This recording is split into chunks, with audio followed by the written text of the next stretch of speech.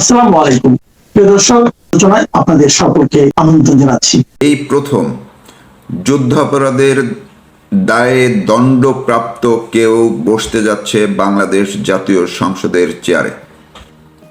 এর আগে স্বাধীনতা বিরোধী বা জামায়াত ইসলামীর যারাই সংসদ সদস্য হয়েছিলেন তাদের বিরুদ্ধে অভিযোগগুলো ছিল অনানুষ্ঠানিক, কারণ তখন পর্যন্ত এই অপরাধের বিচার কার্যক্রম শুরু হয়েছিল না। পাশাপাশি তাদের দণ্ড কারো তখনও হয়নি। কিন্তু আপনাদের সবার মনে থাকার কথা, 2008 সালের নির্বাচনে যখন বাংলাদেশ আওয়ামী লীগ প্রতিশ্রুতি দিয়েছিল তারা ক্ষমতায় এলে যুদ্ধাপরাধীদের বিচার করবেন, সেই অনুযায়ী ওই নির্বাচনে তারা বিজয়ী হওয়ার পরে 2009 সালের 29 জানুয়ারি জাতীয় সংসদে এ সংক্রান্ত বিল উত্থাপন করা হয়, যেটা 1971-এর মহান মুক্তিযুদ্ধে যুদ্ধাপরাধী, মানবতা বিরোধী অপরাধী, শান্তির বিরুদ্ধে অপরাধ, গণহত্যা, ধর্ষণ এগুলোর অপরাধের বিচারের জন্য 1973-এর যে একটি আইন ধরে প্রথম 2010 সালের 25শে মার্চ আনুষ্ঠানিকভাবে এই আদালতের বিচার কার্যক্রম শুরু হয়। এরপর থেকে 2024-এর 5ই আগস্টের আগে পর্যন্ত 22 জন যুদ্ধাপরাধী, মানবতা বিরোধী অপরাধী, গণহত্যাকারীর বিরুদ্ধে রায় ঘোষণা করা হয়, শাস্তি দেওয়া হয়, দণ্ড দেওয়া হয়। এই দণ্ডপ্রাপ্তদের মধ্যে কয়েকজনের ফাঁসি কার্যকর হয়েছে, কয়েকজন দণ্ডপ্রাপ্ত অবস্থায় মারা গেছেন, কয়েকজন পলাতক আছেন। বাকিদের মধ্যে এটিএম আজহারুল ইসলাম কারাগারে ছিলেন। তিনি 5ই আগস্টের পরে এসে আদালতে আপিল করার সুযোগ পান। বাংলাদেশ সুপ্রিম কোর্টের আপিল বিভাগ তার সেই আবেদন গ্রহণ করে তাকে সব মামলা থেকে অব্যাহতি দিয়ে রীতিমতো খালাস করে দেন। এরপরে তিনি তার নির্বাচনী এলাকায় থেকে নির্বাচন করেন, বিজয়ী হয়ে আসেন। আজকে তিনি বসবেন সংসদে।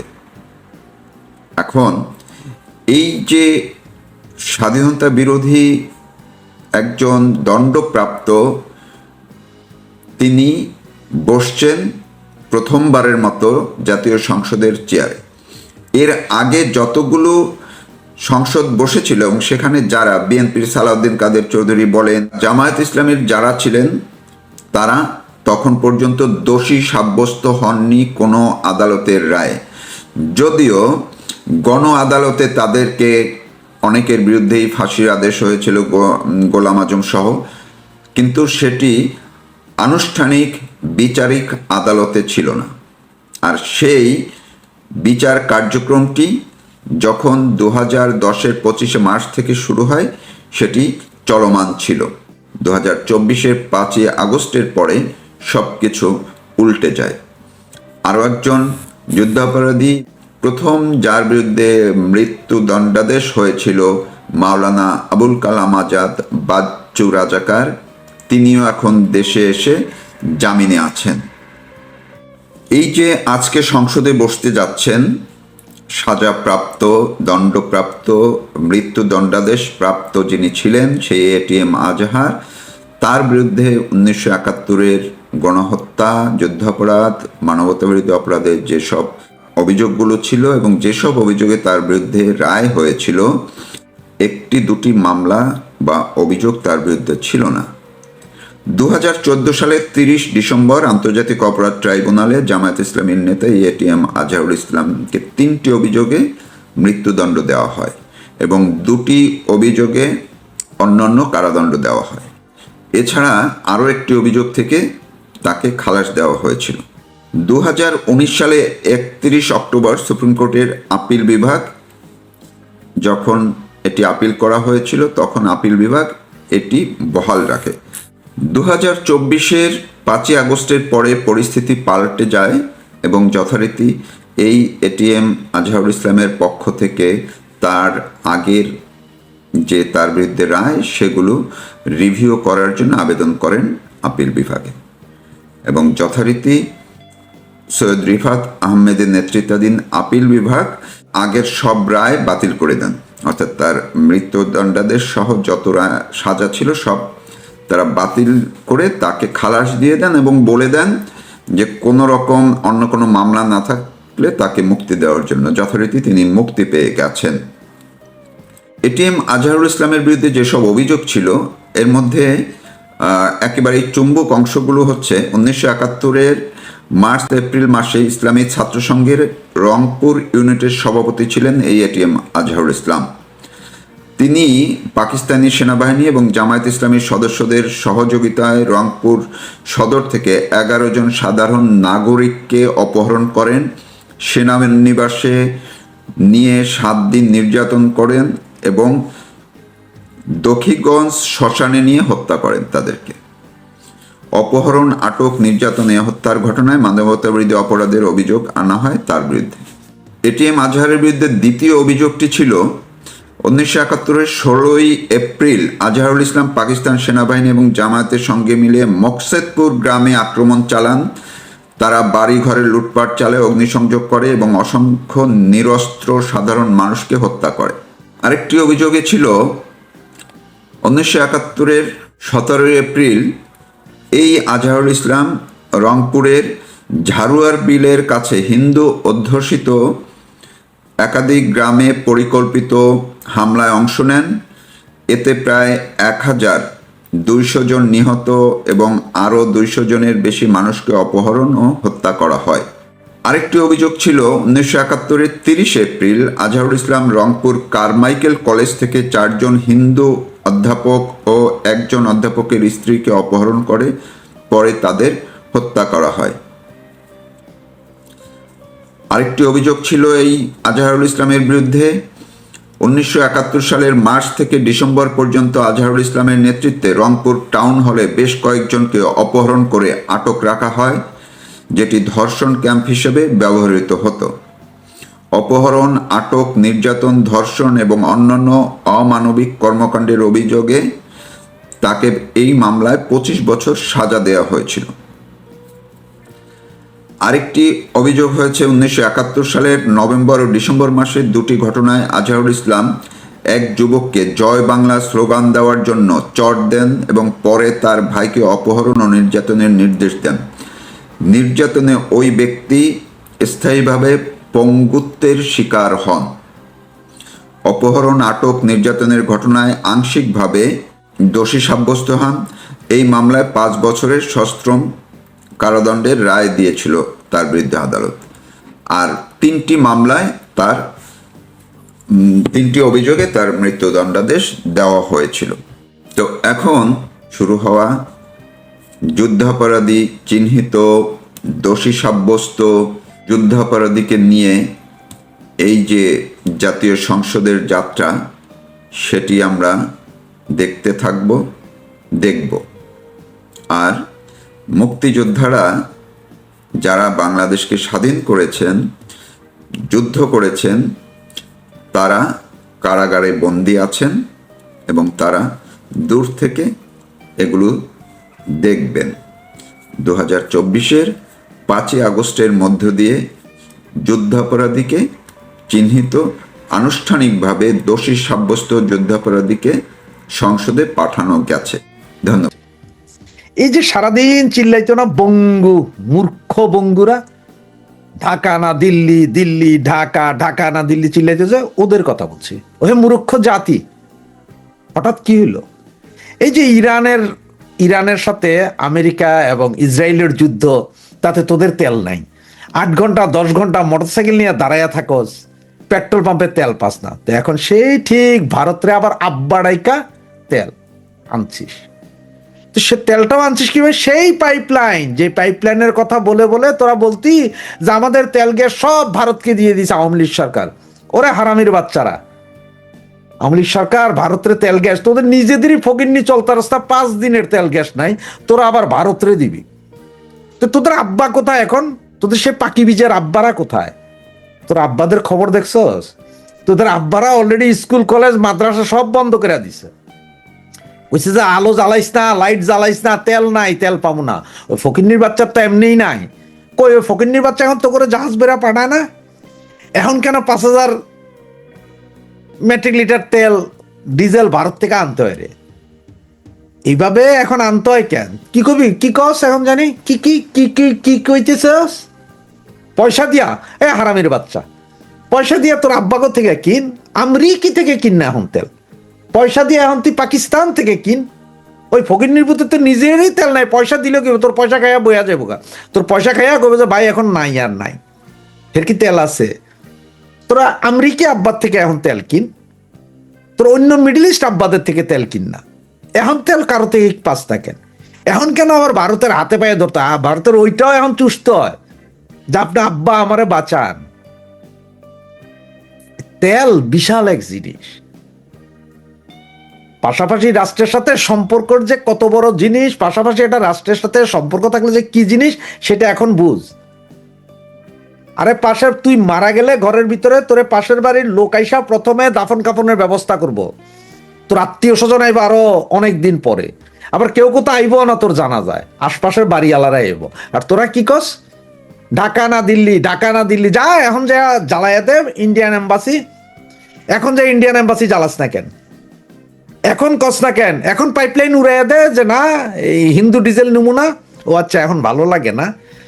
হিন্দুস্তানের ডিজেল পরাবি মোটর সাইকেলে, বউ বাচ্চা নিয়ে সেই মোটর সাইকেলে ঘুরবি হিন্দুস্তানি তেল দিয়া, এরপরে বাজার থেকে হিন্দুস্তানি কাপড় চোপড় কিনবি, এরপরে হিন্দুস্তানের আলু পটল তেল সব খাবি, মাইকা খাবি, পোলট্রি মুরগি খাবি, নাকি গরুর মাংস। আবার হিন্দুস্তানি ওই গরু ছাড়া তো তোকে চলে না।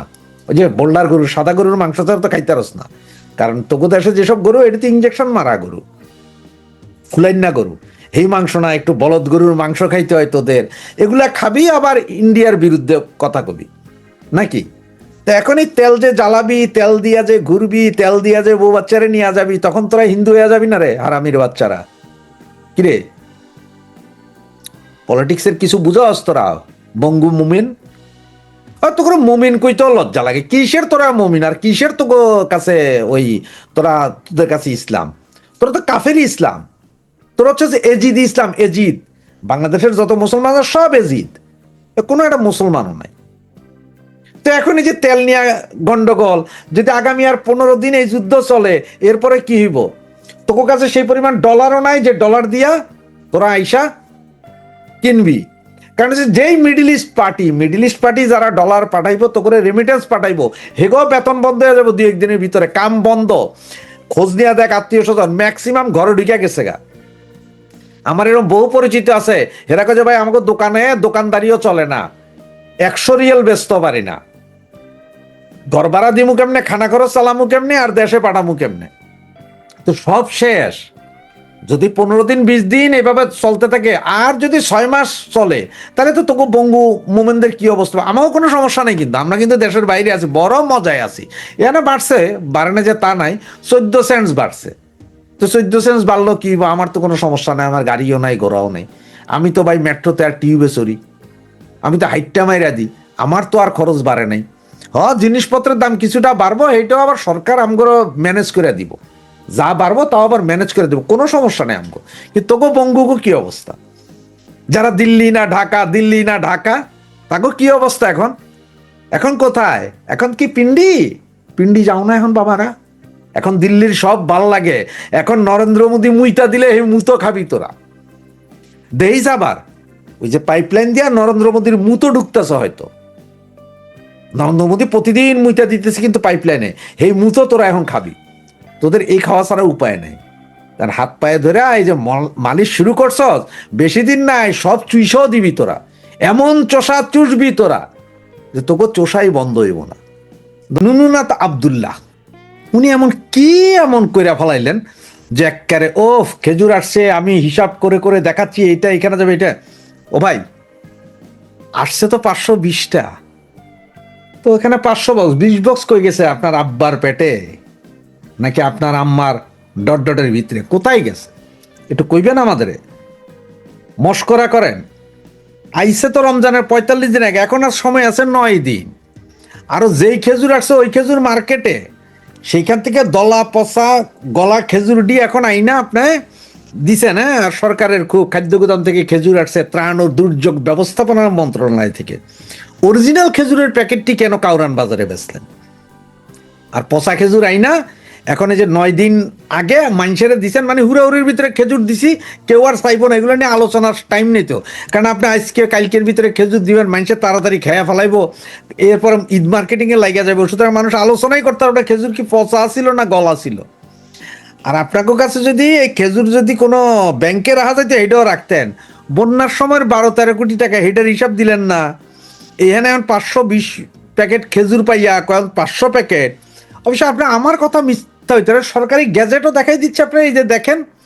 এবং আপনাদেরই আব্বার পত্রিকা আমার দোষ, স্বপ্ন দোষ না, আমার দোষ, ওই পত্রিকার নিউজ, এগুলা আমার কথা না ভাই, ঠিক আছে না? এগুলো আপনাকে দেখে দিচ্ছে, একটু দেখে নেন পরিষ্কার করে ওনারা কি বলছে। আমাদের বললেন না যে আমরা সব কিছুতেই আপনার সমালোচনা করি, সেটা আমাদেরকে বললেন না।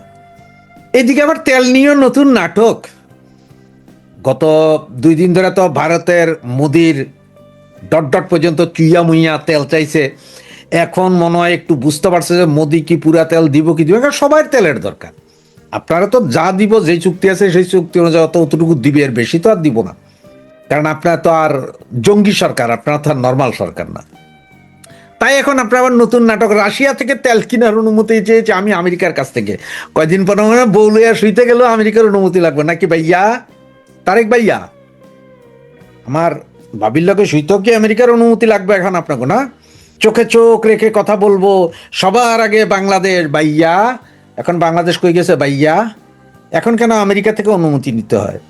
আর এই নাটক একটু কম করেন প্রিয় আপনার, আমি শুদ্ধ ভাষায় কইতে পারি না, আমার কথা নাটক সদাই কম। রাশিয়ান তেল আপনি আনতে পারবেন না, তার কারণ হচ্ছে রাশিয়ার যে ক্রুড অয়েল, এইটা রিফাইন করার শক্তি বাংলাদেশের নাই। বাংলাদেশের চিটংয়ে যে মিল আছে ক্রুড অয়েল যেটাকে আপনার রেডি করে, ওইটা রাশিয়ান ক্রুড অয়েল পারে না, কারণ এটার বিভিন্ন ক্রাইটেরিয়া আছে, তো ওগুলা পারে না। এগুলো একমাত্র আমাদের পুরো এশিয়ার মধ্যে ইন্ডিয়া আর চায়নার আছে, এদের আছে। এরা আইনা, এরা রিফাইন করে, এরাই বেছে। আমেরিকায় নিতে পারে না, আমেরিকায় ইন্ডিয়া থেকে লয়া যায় রাশিয়ান অয়েল কিনা। পৃথিবীর বহু দেশে ইন্ডিয়া থেকে কিনে এখন, চায়নাও কিনছে কতদিন আগে, অবস্থা দেখছে। চায়না নিজেও আমদানি করে রাশিয়া থেকে। বাংলাদেশ পারবো না, কারণ বাংলাদেশের যে মেশিন, এই মেশিন দিয়ে আসলে তেল পরিষ্কার করা যায় না। আমাকে অন্য তেল, মিডল ইস্টের তেল, এটা তো বিভিন্ন গ্রেডের আছে। রাশিয়ার যে গ্রেড, এই গ্রেড আমাদের হবে না। আর এই গ্রেডের তেল রাশিয়া থেকে আইনা যদি রিফাইন করতে হয়, তাহলে বিশাল লঙ্কাযোগ্য আবার মেশিন গাড়ি বসাইতে হবে। এটা হচ্ছে কোভিডের সময় একবার রাশিয়ার শেখ হাসিনাকে প্রস্তাব দিয়েছিল, আমাদের মাননীয় প্রধানমন্ত্রীকে প্রস্তাব দিয়েছিল যে বাংলাদেশ যদি চায় এই ক্রুড, যেটা রাশিয়ান ক্রুড অয়েল, এইটাকে আপনার রিফাইন করার পুরো যন্ত্রপাতি মেশিনপত্র সমুদ্রের ভেতরে বসাই দিবে, মানে ভাসমান প্ল্যাটফর্ম বসাই দিবে। কিন্তু ওই সময় যে বৈশ্বিক বিভিন্ন কারণ, জিওপলিটিক্স, নিষেধাজ্ঞা, টাকাটা কিভাবে দিবে, কিভাবে আনবে, এগুলা নিয়ে একটা ঝামেলার কারণে তখন গড়ায় নেয়। আর এখন আপনারা আসছেন যে এই মুহূর্তে যুদ্ধ লাগছে, কালকের থেকে বা আগামী 1 মাসে 200 টাকা বেরোল হয়ে যাবে তেলের, এখন আমরা রাশিয়ান তেল আনবো। আপনি নাকি ভাইয়া, আপনি আইনাকে ওগা দিয়ে দিবেন, মস্কারি করেন। এই কথাগুলো আবার আপনারা সবাই কি মনে করেন জানেন, যে আমরাই মনে হয় বাকওয়াজ করতেছি। না ভাই, এগুলো সব পত্রিকাতে আছে, সবই পত্রিকাতে আছে। আর আমাদের অবস্থাটা কিসে জানেন, ভাইয়াদের অবস্থাটা কথা বলে দেখেন। ইলেকশনে এক ভদ্রলোক দাঁড়াইছে, তো যে ভদ্রলোক দাঁড়িয়েছেন ওনার নাম হচ্ছে যে আপনার নুনু। তো পত্রিকাতে আসছে নুনু খারাইছে। এইটা দেখে মহিলারা খেপে গেছে, শালা শালা কি নুনু খারাইছে, নুনুর সাথে আমাদের সম্পর্ক নাই, যা পিড়াপিড়ি লাগাইছে। তো পরের দিন পত্রিকা আবার দিছে যে মহিলারা নুনুতে সন্তুষ্ট নয়। এই কথা শুনে মহিলারা আরো খেপছে। এইবার গোলাগুলির অবস্থা, তুই শালা এগুলো লিখে তো আমাদের পরিবারের ভিতর নষ্ট করতেছস, এই চেঞ্জ কর। তো এখন হেডিং চেঞ্জ করার পর না, মহিলারা নুনুর উপর কিছুটা সন্তুষ্ট। এখন এই যখন অবস্থা, তখন নেতায় পাঠাইছে যে মহিলাদের মধ্যে আর নুনুর মধ্যে একটা সম্পর্ক যাতে ভালো হয়, ইলেকশন জিতে এই ব্যবস্থা করো। তো যে বেটারে পাঠাইছে, বেটা আবার নুনুরে দেখতে পারে না। কেন জানেন? তার কারণ হচ্ছে যে নুনু একসময় ওনারা কইছিল, স্যার আপনি এত সিপা হাগেন কেমনে। এটা নিয়েই নিজের পত্রিকার কি, নুনু, একজনের নাম নুনু, কয় নুনু খারাইছে। আমাকে এই যে বিএনপির তারেক ভাইয়া, তারা হচ্ছে যে সেই নুনুর মতন। এখন যখন ওই যে শর্ট, তখন ওনাদের নুনু কারাইছে, ওনারা এখন আরেকজনের নুনু চুই আছে, নরেন্দ্র কাকার নুনু চুই আছে, ঢাকা টু দিল্লি কইতেছে না, এখন কয় রাশিয়ার থেকে আমরা তেল আনবো, তুমি তেল আইনা তোমার সোগাই দিবা, শালার পর তেল আইনা। এখন তোমার আমেরিকা আব্বার কাছ থেকে তেল আনো না, হেটা আনো না কেন বাইনচোদ? আরে হাসনাত শাবদুল্লাহ, আগে বেটা 12 কোটি 13 কোটি টাকার হিসাব দে, তুই খোরমার হিসাব আম করে দিস না। তাও আবার এখন জন খোরমার টাইম শেষ, জন আর খোরমা কিনানোর মানুষ নাই, খোরমা কিনানোর মানুষ নাই, দোকানেও বেচা যাইব না, এই জন্য এখন আম করে কষে। আমরা সবাই জানতাম এটা, দুম্বার মাংস, ওই বেড়ার মাংস সব যায়, এটা এখন না। হেই শালার তোর এরশাদ পিরিয়ডও দেখে আইছি। তুই এনে কি নতুন কবি? তুই প্রথমে ফকির নির্পুত তোর বাপ তো বলে রাজমিস্ত্রি, তুই ইলেকশন করার টেয়া কই পাইছস, এত বড় গাড়ি চালানোর টেয়া কই পাইছস? আর এখন যে স্কিন লাগাই দেখা যায় স্কিনের টাকা কবে আগে হেডির হিসাব দে, এগুলার হিসাব লন বঙ্গু মূর্খ, এগুলার হিসাব নেন, তারপরে কথা বলেন।